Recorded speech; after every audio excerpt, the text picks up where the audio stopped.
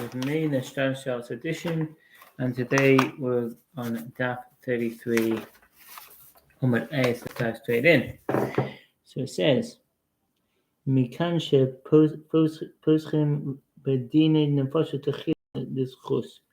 From here it is derived that in cases of capital law, the court opens the deliberation by first raising a claim to acquit the accused. This partly corresponds to the explanation of Abaya and Rava that the court notifies the accused that he has nothing to fear if he is innocent. The Mishnah teaches that in the case of monetary law, the court brings the accused back to be judged, again, if new evidence arises, whether the claim with a claim to exempt him or the claim to find him liable. In case of capital law, the court brings the accused back to be judged with a claim to acquit him, but does not bring him back to be judged with a claim to find him liable. And the Gemara raises a contradiction from a Mishnah in Brachos 28b. If a judge issued a judgment, done es hadin b'chulu, the Mishnah in Tractate Brachot is formulated as discussing one judge, as is it possible for a single expert judge to judge a case if the litigants agree. The same halacha stated that would apply to a ruling of a court, an erd, so that he exempts a liability party or finds the innocent party liable, or if he ruled that a pure item is impure, or ruled that an impure item is pure, and by doing so he caused the litigant a monetary loss. What he did is done, i.e., the judgment stands, and the judge must pay damages from his home, i.e., from his personal funds. This indicates that the court does not bring the accused back to be judged again if the new evidence arises. Rav Yosef says this is not difficult. The Mishnah here, which teaches that the court does bring the accused back to be judged again if new evidence arises, is stated with regard to a judge who is an expert, whereas the Mishnah then, Tractate Brachot, which teaches that what he did is done, is stated with regard to a judge who was not an expert. The Gemara asks, and does one bring the accused back in the case of a judge who was an expert? But that Mishnah in Tractate Brachot teaches if he was an expert accepted by the court, Mumchan Veitin, the halacha draws a distinction between an expert accepted by the public and an expert accepted by the court. An expert accepted by the public is someone who is learned but did not receive authorization from a Nasi to judge.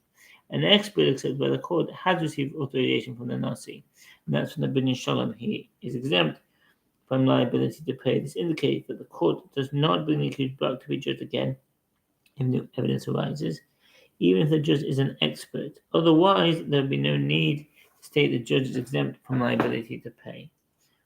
Amar Rav Nachman says a different explanation. The Mishnah here, which teaches that the court does bring the accused back to be judged again if new evidence arises, is stated with regard to a case where there is a court greater.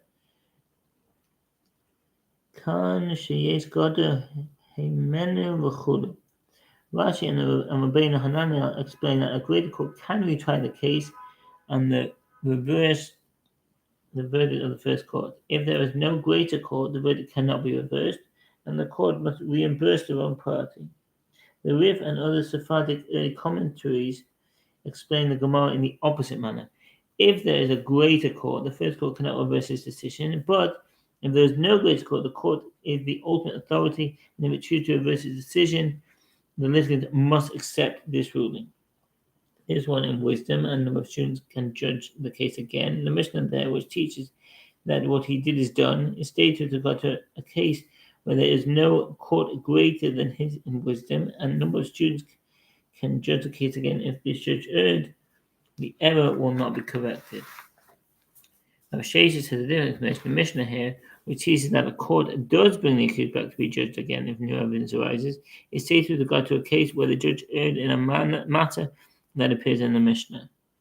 Sheta bidvar Mishnah, with regard to an expert judge, or one whom the litigant accepted to render their judgment, the Shach and the Shma, who judged a case of monetary law and erred, if the error was with regard to a well-known matter, such as halacha stated explicitly in the Talmud or in the works of the halacha authority, the judge revokes of it and judged again in accordance with the halacha, as explained by Rav Sheshet. And as Ravina said to Rav, some say that a judge is not bound by the rulings of the prior halachic authorities and may choose to rule in accordance with his own understanding. provided there's no explicit ruling in the Talmud concerning that issue. Despite this, the judge may not rule to be lenient in a matter in which the universal custom is to be stringent. And that's from the Rambam Sefer Shuvah Hilchos Sanhedrin 6:1, Shulchan Aruch Shemishpat 25:1, and in the comment of the Ummah. I.e., he forgot an explicit messianic ruling, in which case the verdict is void.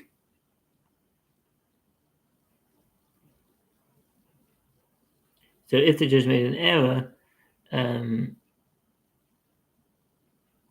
a messianic ruling, then the verdict is void. The Mishnah there, which teaches that what he did is done, is stated with regard to a case where the judge erred in his deliberations. What does this mean? Shetar b'shikol hadas. In a case where a judge erred in his deliberations, e.g., with regard to a matter in which there is no explicit Talmudic ruling, but there is a widespread practice among the halachic authorities, if it was in a manner that it was taught in a dispute, and it was not resolved explicitly, but the practice is already widespread everywhere to rule according to one opinion, and if the judge was an expert judge, or one whom the litigants accepted to render the judgment, the verdict is revoked and the judge retries the case. If the judgment cannot be revoked, the judge is exempt from liability to pay. That's the Rambam Sefer Shoftim, Sanhedrin 6:2, Shulchan Aruch Mishpat 25:2. The Yeshiv says, the Rashi says, in a case of a judge who erred in, I said that, no, who erred in a matter that appears in the Mishnah, the decision is revoked. But in the case of a judge who erred in his deliberation, the decision is not revoked.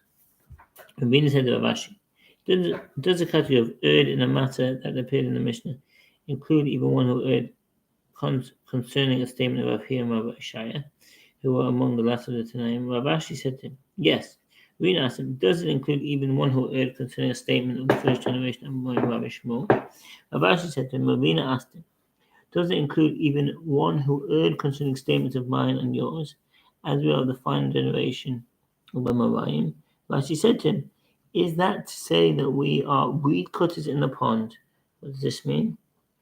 Ketir kinei ba'agmo, the common reed, a wounded donax, is a species of perennial grass with a straight stem, 2 to 8 meters in height. Normally, these reeds grow in dense clumps along the banks of rivers or other bodies of water. Reeds were used to make fences and coarse mats. They were also manufactured into pens, mainly for writing large letters with ink. That is a statement in this category as well. The Gemara clarifies what is considered an error of deliberation. Our Papa says, for example, two Amoraim who disagree with each other, and halacha was not stated in accordance with this stage, in accordance with that stage, and it appeared that the judge acted in accordance with one of them, and the decision on the halacha goes in accordance with the other opinion, and made to rule in accordance with the opposing opinion. That is an error in a deliberation. So a deliberation is where the one stage has one opinion, one stage has the other opinion, and the judge acted in accordance with one of the stages, but the stage they acted in accordance with did not, the halacha did not go according to them. This is now a deliberation. Rav Hamnuna raised objection to Rav Sheshet from a continuation of the Mishnah cited in Bracha 28b. There was an incident involving a cow of the household of Menachem, whose womb was removed. And when Rabbi Talfon consulted, he ruled that it is an animal with a wound that will cause it to die within 12 months, which is a terefa, which is forbidden for consumption. And based on the ruling of Rabbi Talfon, the questioner fed it to the dogs. The Mishnah continues, and the incident came before the stage of the Court of Yavne, and knew that such an animal is permitted and is not a trefa. As Theodosis told us, the doctor, who is this? Told us Harofe. Theodosius told us, the doctor. The name was an abbreviation of the Greek name Theodorus, meaning gift of God, equivalent to the Hebrew name Metiyahu. Theodosius, the doctor from the generation after the destruction of the temple, was apparently a famous doctor in his time, and on several occasions sages were assisted by his professional advice.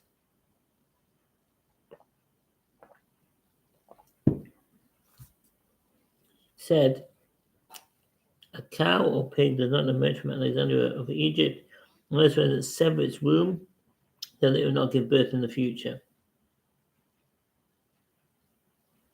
The breeds of cows and pigs in Alexandria were of exceptional quality, and the people of Alexandria did not want them reproduced elsewhere. The fact that these animals lived long lives after their wounds were removed proved that the hysterectomy did not render them terefa. Upon hearing this, Rabbi Taufan said, "Your donkey is gone." Ha ha chamocha. This expression is said in hyperbole, as Rabbi Taufan was a rich man, and the loss of this sum of money would not cause him distress.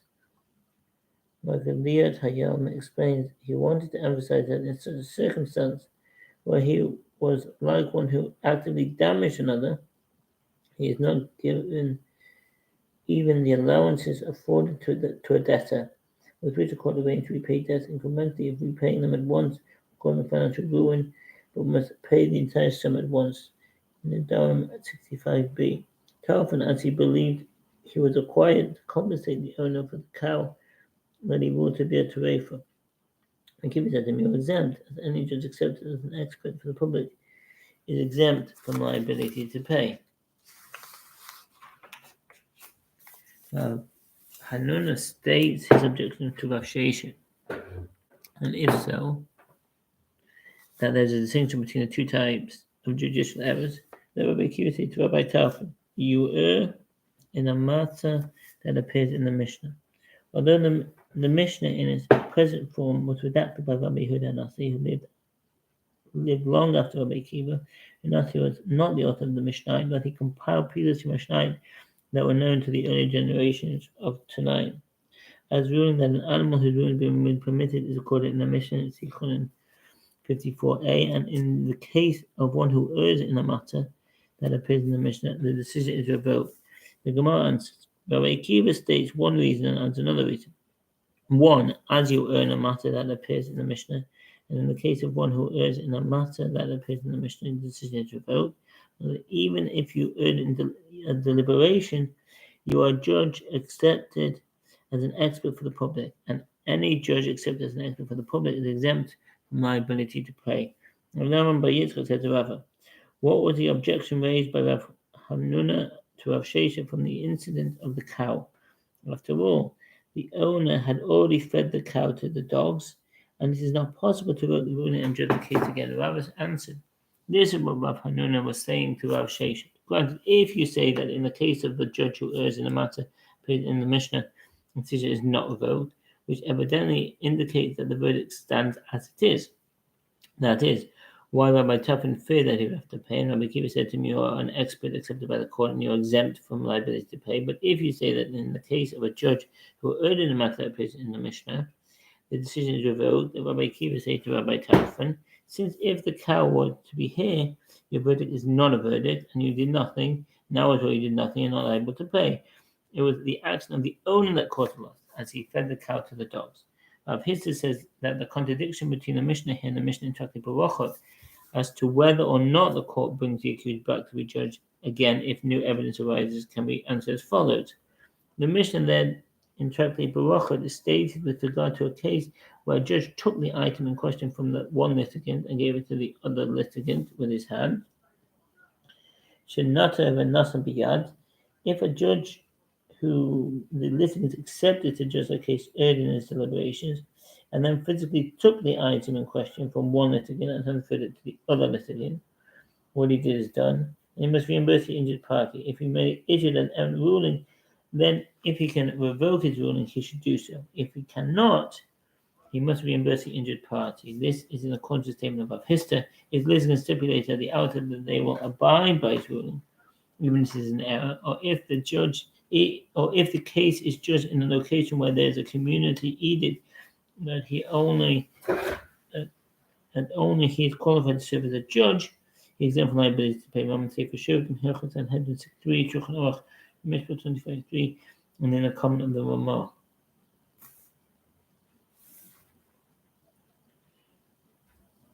I've lost the place. 1 second.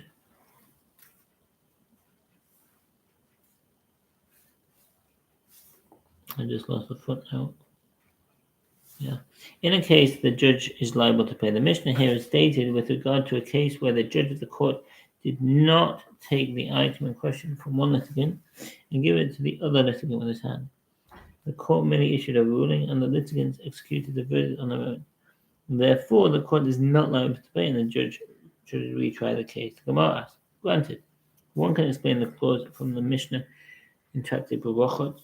He finds an innocent party liable in a case where the judge took the item in question from the innocent party and gave it to the other litigant with his hand. But how can you find him giving the item from one to another with regard to the clause of he exempts a liable party? And just said to the litigant, you are exempt from liability to pay. But the judge did not take the item in question from one litigant and give it to the other litigant with his hand. The Gemara explains, once he said you are liable, you are exempt from liability to pay, it's considered as if he took the item in question from the innocent party and gave it to the other litigant with his hand.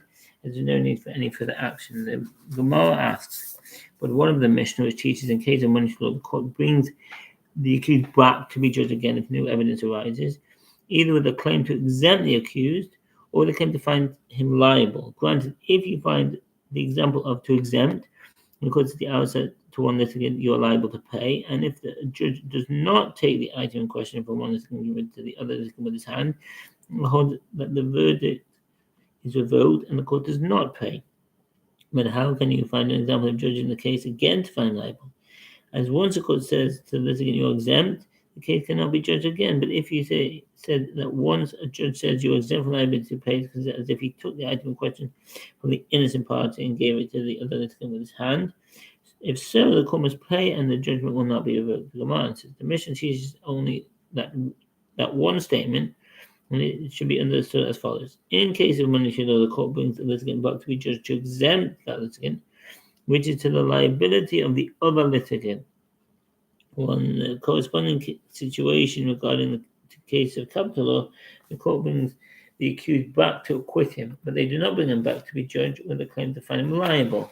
When the Mishnah says the court brings the accused back to acquit him, this is an acquittal alone and is not to anyone's liability. But when it says, but they do not bring him back to be judged with a claim to find him liable, this is an acquittal that is also a liability. The court does not bring the accused back to acquit him if it entails a liability to another.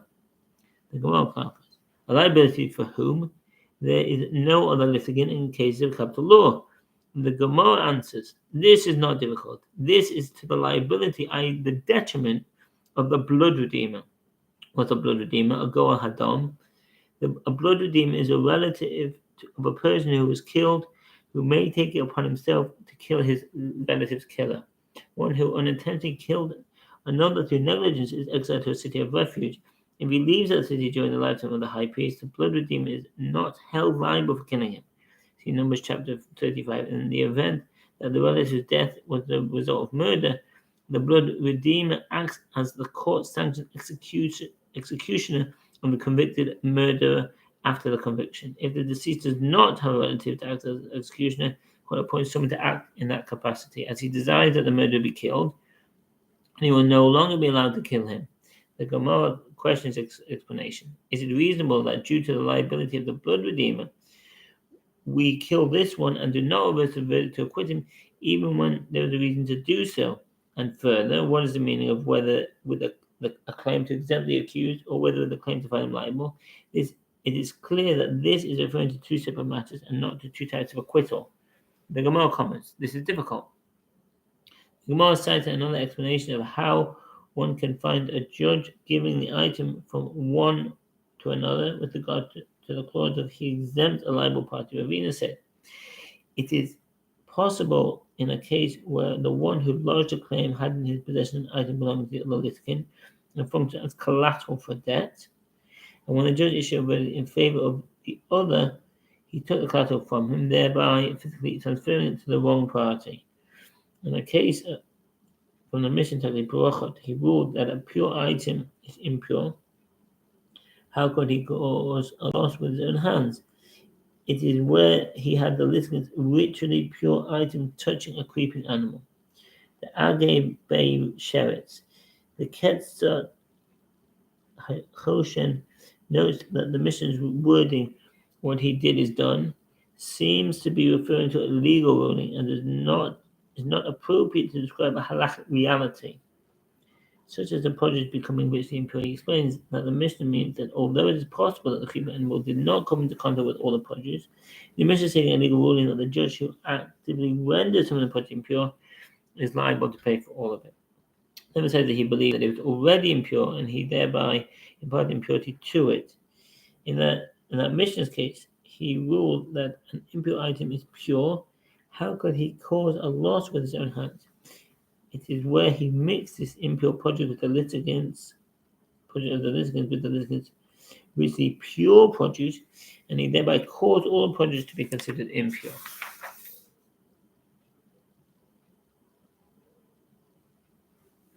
The Mishnah teaches that in cases of capital law, the court brings the accused back to be judged again with a claim to acquit him, but it does not bring him back to be judged with a claim to find him liable. To explain the terms innocent and righteous in the verse, and the innocent and the righteous you shall not slay, Exodus 22:7, the sages taught from where is it derived that with regard to one who is leaving the court, having been found liable, and someone said, I have the ability to teach a reason to acquit him, but from where is it derived that the court brings the accused back to be judged again? The verse states, the innocent you shall not slay, and the accused may in fact be innocent. And from where is it derived that with regard to one who is leaving the court having been acquitted, and someone says, I have the ability to teach a reason to find him liable? In cases of capital law where the court issues a verdict that the accused is liable, even after one sitting before the court states that he can provide a reason to acquit, the case is tried again. In a case where the court acquits the accused, and afterward one sitting before the court states that he can provide a reason to find him liable, the court silences him, according to the Mishnah and the Braita. Say for Shoftim Sanhedrin 10:8. From where is it derived that the court does not bring the accused back to be judged again? The verse states, the righteous you should not slay. The accused was found righteous in his trial. Shimon Ashi says, and the opposite of this is the halacha with regard to one who entices others to engage in idol worship. Chilufa Nemesis. If one who is accused of enticing others to engage in idol worship is acquitted, and one sitting before the court states that he can provide a reason to find him liable, the case is tried again. If one who is accused of enticing others to engage in idol worship is found liable, and one sitting before the court states that he can provide a reason to acquit, his is not tried again in accordance with the statement of Shiba Ashi. Number 1. One engaged in idol worship as it is written concerning him. Neither shall you spare, neither shall you conceal him. Deuteronomy 13:9. The verse should be understood as follows. Do not spare one who is acquitted if there is a reason to think he is liable, and do not conceal, I revoke the verdict of the liability to judge this case against the Rash.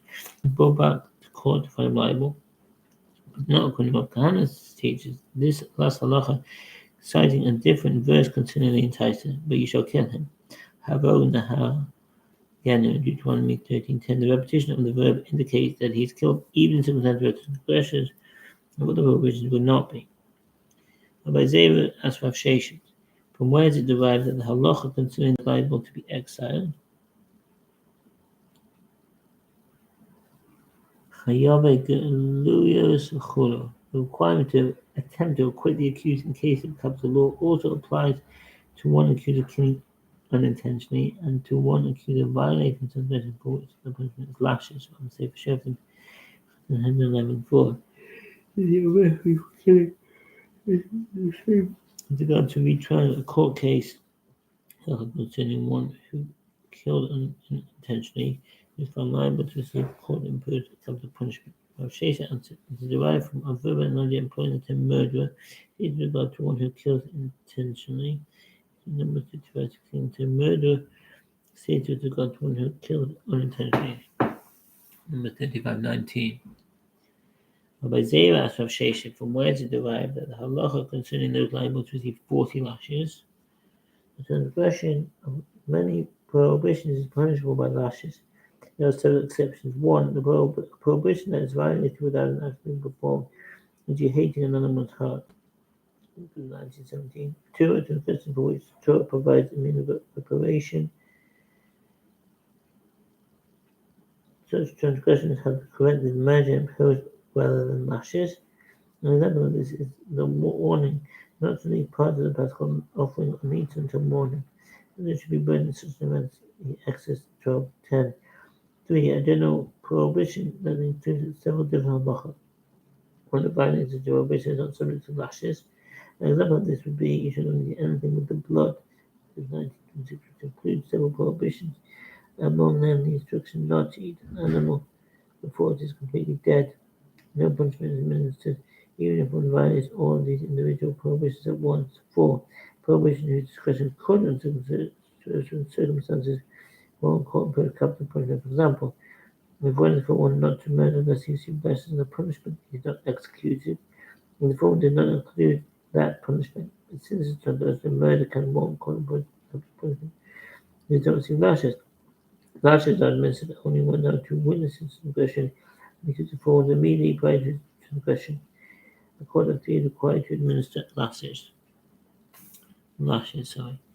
Is the same with regard to retrying a court case as halacha concerning one who kills unintentionally, who is found liable to receive court-imposed capital punishment. Moshe answered, it is derived from a verbal analogy employing the term wicked, stated with regard to one who kills intentionally. Number 35-31, and the term wicked stated with regard to those liable to receive lashes. Runway 25-2.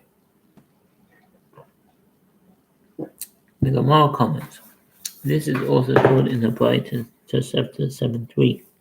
From where is it derived that halacha concerning those liable to be accepted for killing unintentionally? It's the same with regard to retrying a court case as halacha concerning one who killed intentionally, who is found liable to receive court-imposed capital punishment. It is derived from a verbal analogy employing the term murder stated with regard to one who kills intentionally, and the murder stated with regard to one who kills unintentionally. From where it is derived that the halacha concerning those liable to receive 40 lashes is the same as to retrying a court case as the halacha concerning one who kills intentionally is found liable to receive court-imposed capital punishment.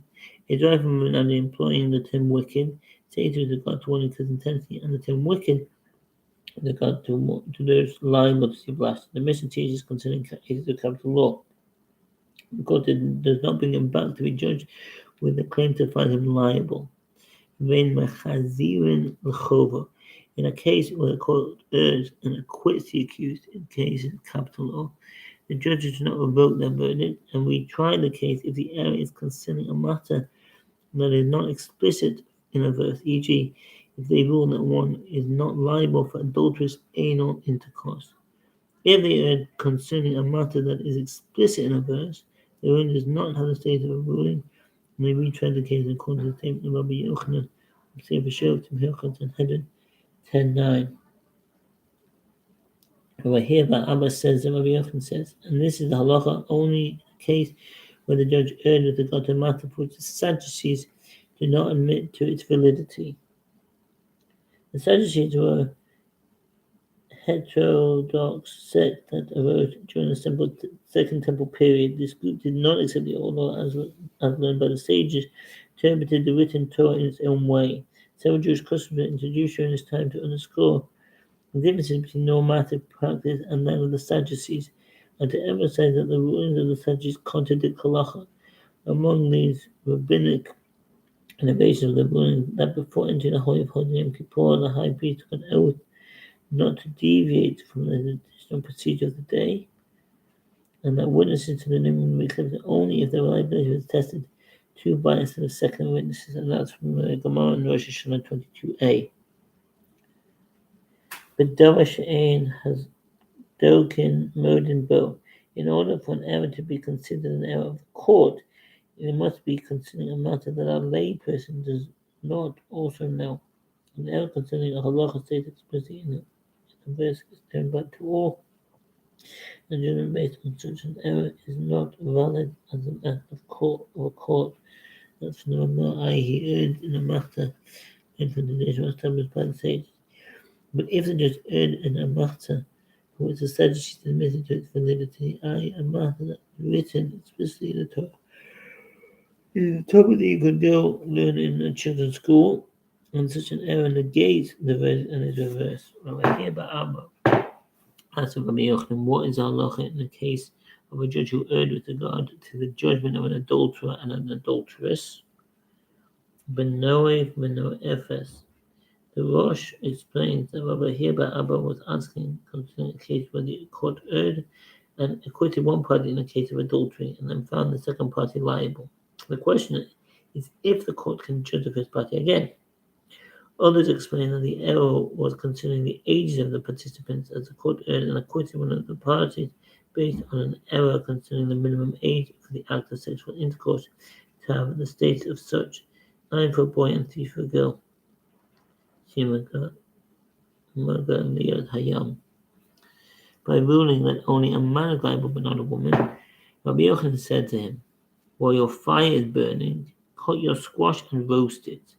I see the opportunity to add this case to the principle that I taught you earlier. It was also stated Rabbi Ammi said to Rabbi Yochanan says, concerning a judge who erred with regard to an adulterer, the court revokes the verdict. The Gemara asks, rather, what are the circumstances where the court does not revoke the acquittal? Rabbi Baruch says, Rabbi Yochanan says, in a case where he erred and acquitted the adulterer engaged in sexual intercourse in an atypical manner. The Rosh explained that the error of the court was not that they thought anal intercourse is not intercourse at all, but that they thought only the man is liable in the case of anal intercourse, not the woman, i.e. anal intercourse. The halacha that this is considered sexual intercourse is not explicit in the verse, therefore the court acquits one so accused, the verdict is not revoked. The Mishnah teaches that in cases of monetary law, all those present at the trial may teach a reason to exempt a litigant or to find him liable. In cases of capital law, all those present at the trial may teach a reason to acquit the accused, but not all may teach a reason to find him liable. The Gemara asks, in capital cases, may all those present teach a reason to acquit, and even witnesses. The Gemara suggests, let us say that the mission is according to the opinion of Rabbi Yossi and Rabbi Yehuda, and not according to the opinion of the rabbis. The Gemara explains, as is taught in the Bible, the verse states, but one witness shall not testify. The dispute between the rabbis and Rabbi Yossi and Rabbi Yehuda is that the rabbis understood based on their own reasoning that a witness can offer only testimony and therefore apply this ruling to all cases. While Rabbi Yossi and Rabbi Yehuda derived it from a verse written in the context of capital law and therefore makes a difference between the case of money to one case of capital law. That's from the Erie. I would say it again, but one witness shall not testify against any person that he died. Number 35-30. A witness cannot state anything other than his testimony, whether to prove a reason to acquit the accused or to prove a reason to find him liable. A witness who testifies against the accused in case of capital law is prohibited from stating a claim supporting his innocence liability. In the monetary law, a witness can advance a claim of either type in accordance with the opinion of the rabbis, Rabbi Sefer Shoftim, Ages 5-8. This is the opinion of the rabbis. Rabbi Yossi, which son of Rabbi Yehuda, says, a witness may answer to provide a reason to acquit, but a witness may not answer to provide a reason to find the accused liable. The Mishnah here seems to be in accordance with the minority opinion of Rabbi Yossi, son of Rabbi Yehuda. Rabbi Papa says, when the Mishnah refers to all those present at the trial, it is not referring to witnesses, but to one of the students sitting before the court, and therefore all agree to the ruling of the Mishnah. Be'echad min hatamidim, in cases of capital law, students sitting before the court can state a claim only to acquit the accused, but cannot state a claim to find him liable. And that's in the Rabbi Sefer Shoftim, Sanhedrin Daf. I hope this made sense, and I wish you all the best in your endeavors. Take care, all the best. Bye.